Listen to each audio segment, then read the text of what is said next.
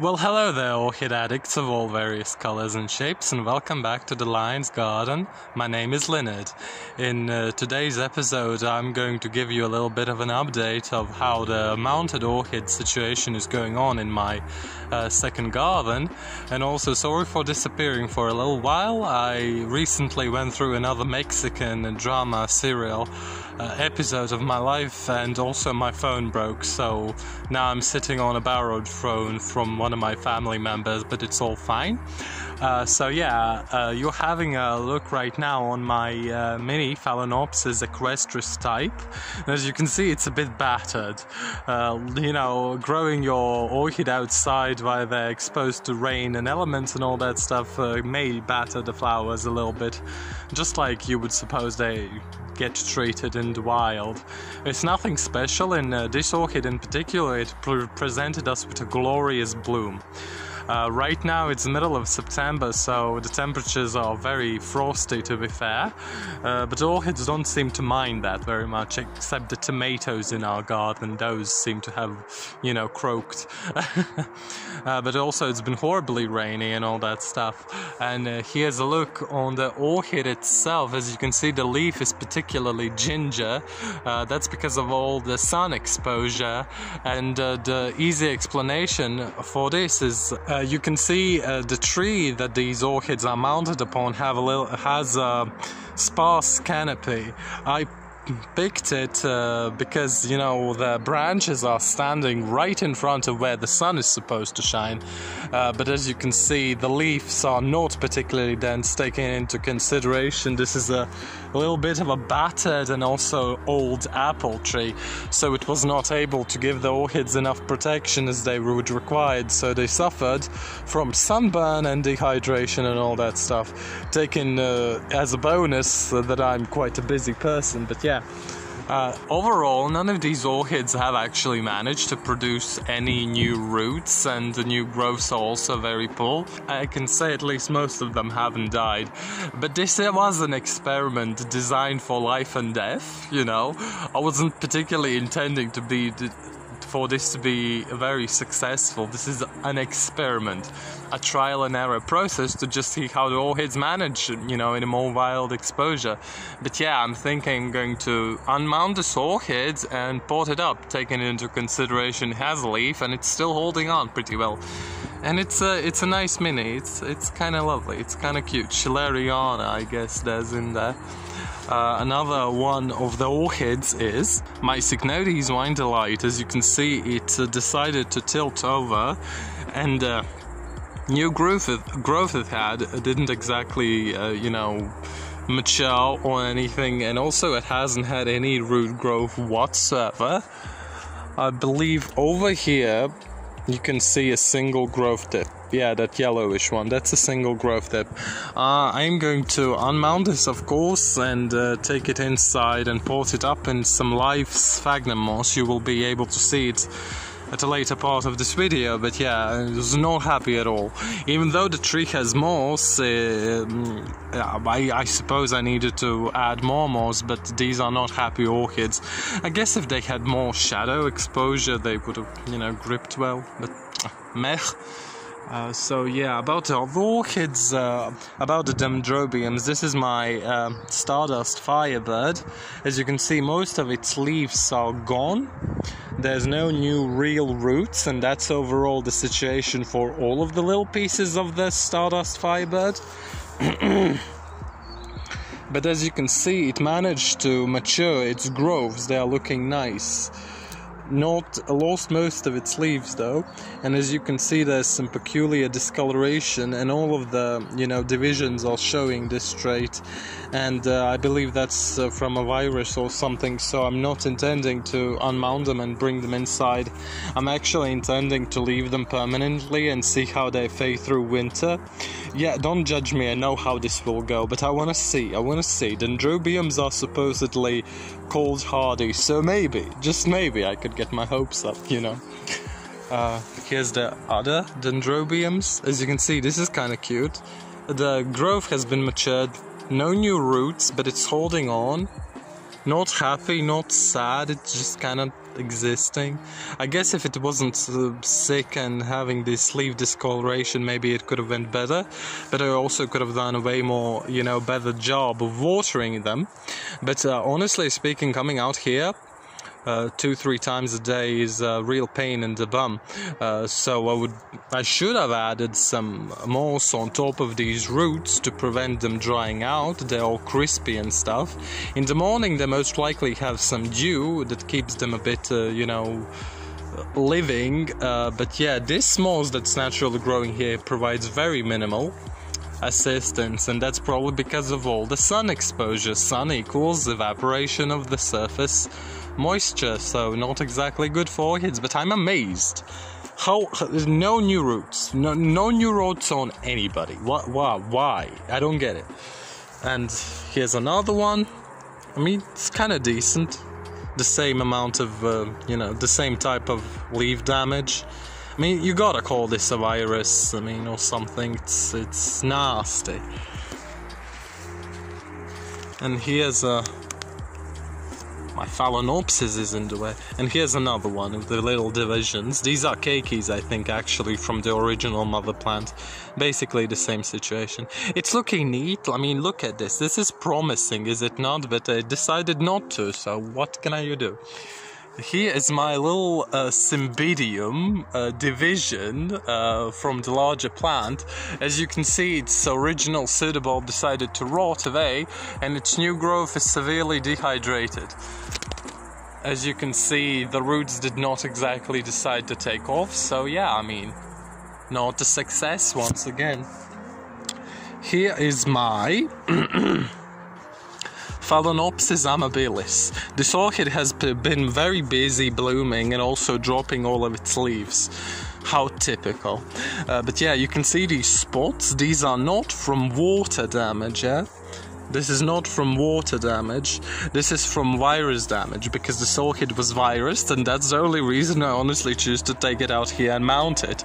Because I know it's going down. I know I'm not gonna keep it, so why the hell not throw it out into a violent experiment to see how it will eventually demise? Yeah, but honestly, this orchid put on quite a spectacle. It had many blooms. It was quite amazing. You can see the last of them over here. And it is, known fact in the orchid growing community that, when your orchid flowers receive water on top of them, they develop these little ugly spots. So yeah, this is exactly what has happened. This is nothing scary, just wild processes. I mean, I honestly wonder how orchids look in the wild, but I guess the wild climates that they grow in have a more suitable weather, so it's very moist during the night and very, dry during the day. And here it's just like 2 months of unrelenting, rain and cold temperatures. So what you gonna do? Yeah, there's no new growths, and the leaves are yellowing off. It's on its way downwards. It had a lovely root system, honestly, but it hasn't decided to pull out any growth tips over here.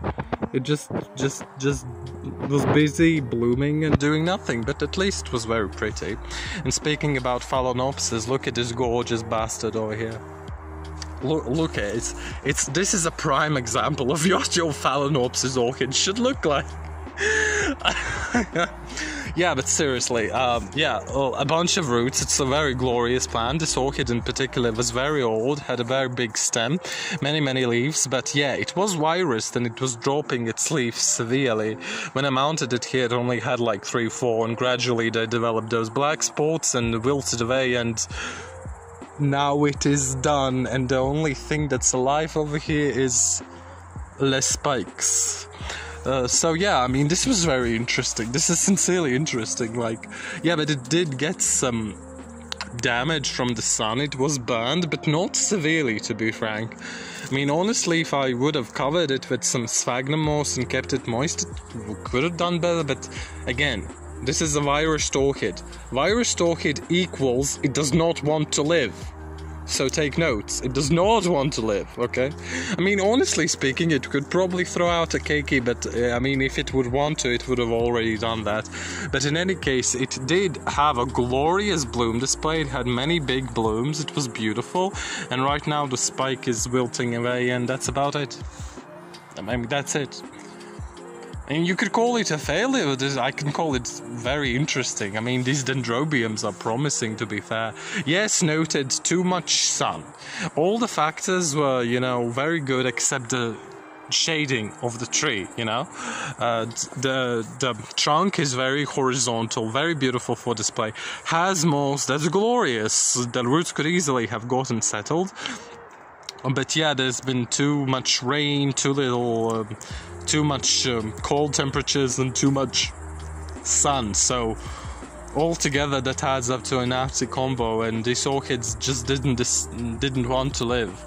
I mean, these two are the only ones who are not really diseased with anything, and you can see that they're not particularly happy by themselves, and this one was fairly protected. I mean, I don't know what to conclude after that. Not enough moisture, too much sunshine.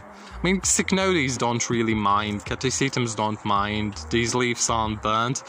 Need more moisture, that's a noteworthy thing to conclude within this experiment. And yeah, two ways how to get more moisture: cover the roots with some moss and water them regularly, or just pick a shadier spot where they wouldn't evaporate that much, you know. And that's about it. So let's proceed on to potting up some of these beasts.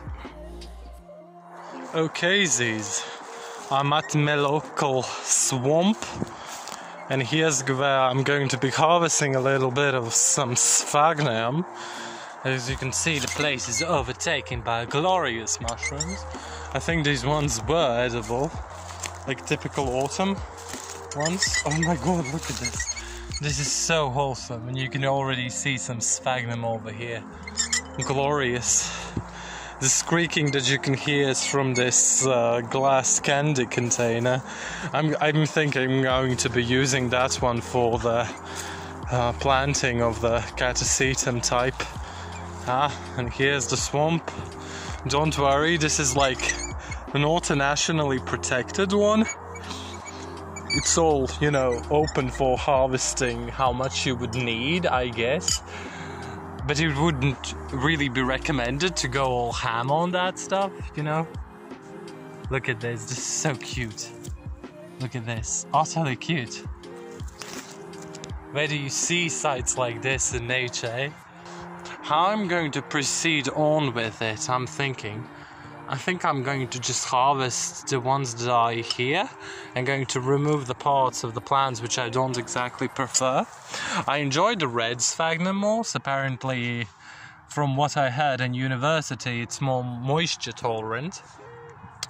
So yeah, it's going to be fun to have a little bit more of a rainbow assembly. Here it is. I'm going to arrange it and show you what I come up with. So righty, here's the arrangement that I came up with. Isn't this just utterly pretty and glorious?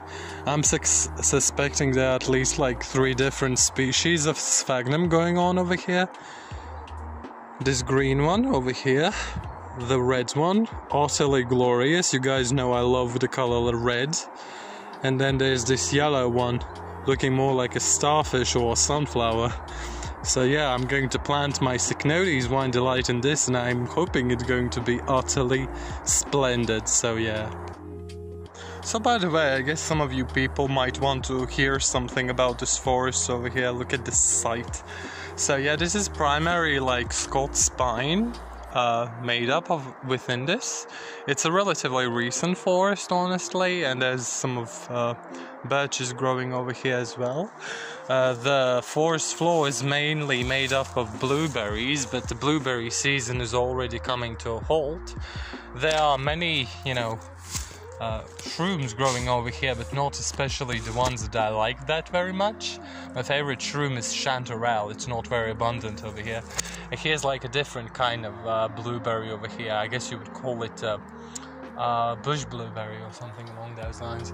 And I think this is a Ledum palustra, or known specifically as a type of rhododendron that naturally occurs in the boreal climate. It's all very splendid, isn't it?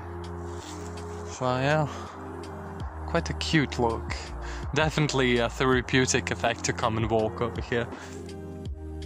Alrighty then, I am back from the journey into the swamp, and we can proceed on with potting up the orchids which I unmounted. And you might have already noticed a little bit of a change of a scene. I have recently moved over to my new house. That's one of the things that has been keeping me busy, and you can definitely look forward to a little bit of a tour coming up quite soon, methinks. So yeah.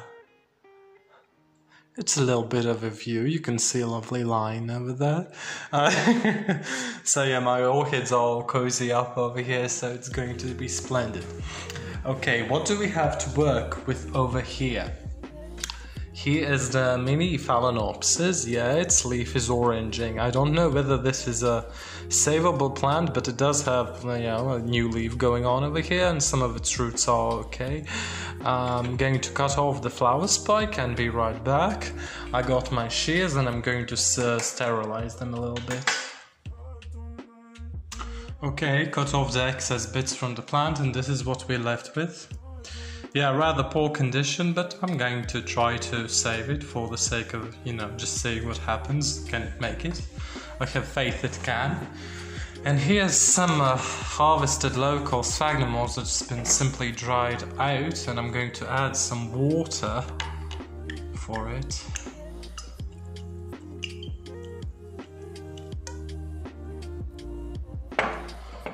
To prepare it for use.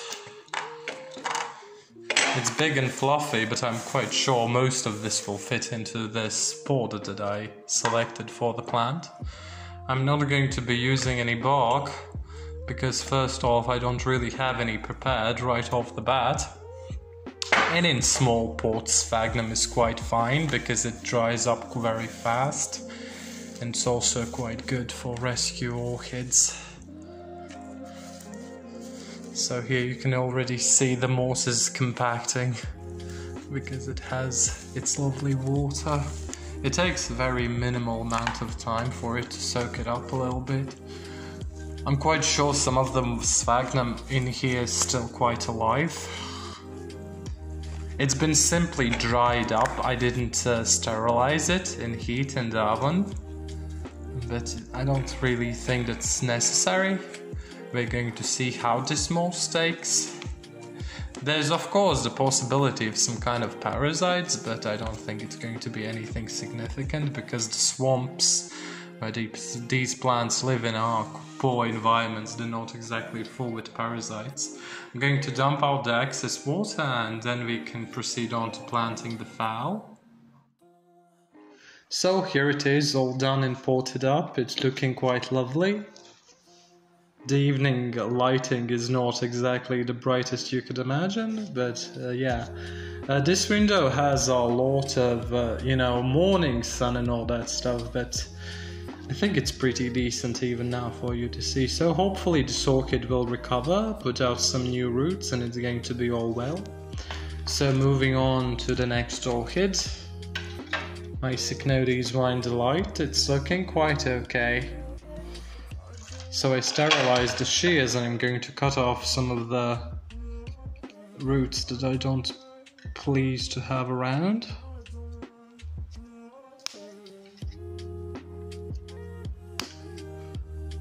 So I think that's good.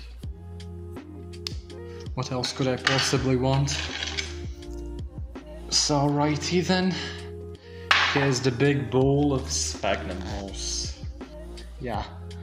So it's already potted up, so now it's only a matter of finding a way to stick it up in there.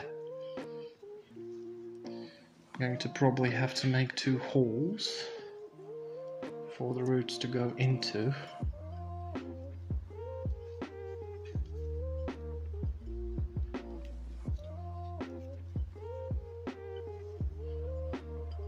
don't exactly think it can be anchored as much as it would like to be. There's not a lot of roots to begin with. Probably going to need a stake for the beginning. I hope it's going to produce some new roots, but yeah, this is the most I can do for it. For now, sorry with the strange camera angles going on over here.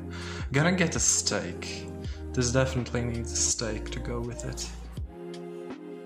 So I think it's personally quite well done. I anchored the stake behind one of the old flower spikes, so here's how the orchid looks all in all. I think it's quite lovely. There's a very pleasant aesthetic to this, it looks very wild.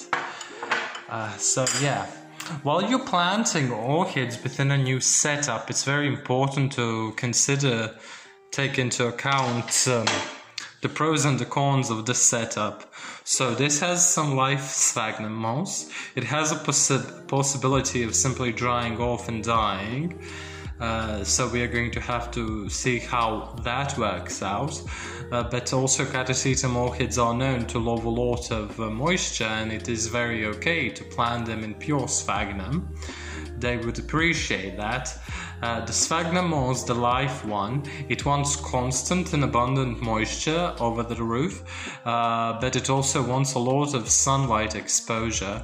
I've been discussing with one of my friends over on Discord, which I got to know through Danny's Discord page, Miss Orchid Girl. It's a lovely place, not particularly active, but lovely people, honestly.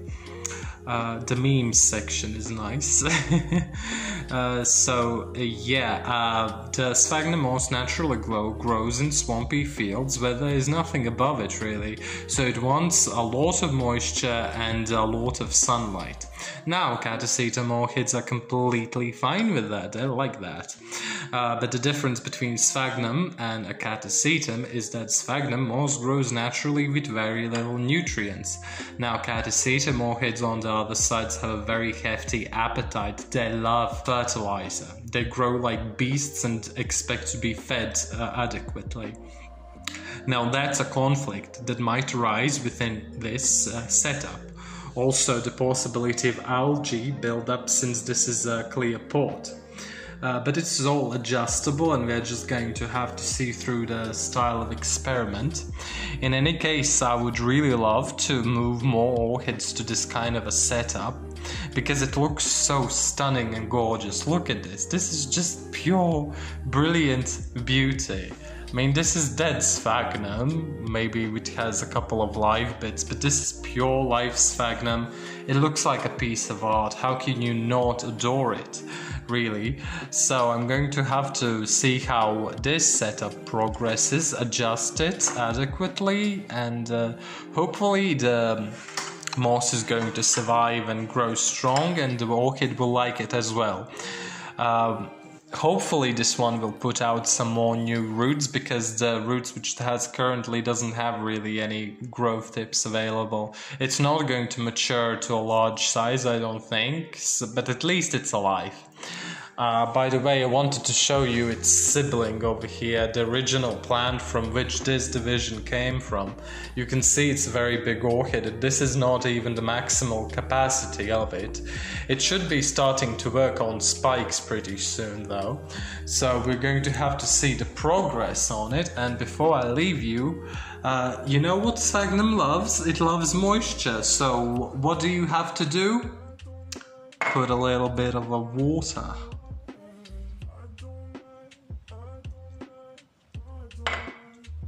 So yeah, this created a little bit of a reservoir in the bottom, so the sphagnum moss will wick up the moisture and stay satisfied.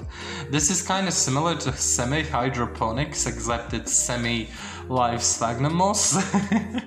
Also a thing to keep in mind, to not let it dry out. It will not be happy about that. So on that note, I think that's about all that I have to share with you right now. So leaving you with a beautiful sight. See you next time.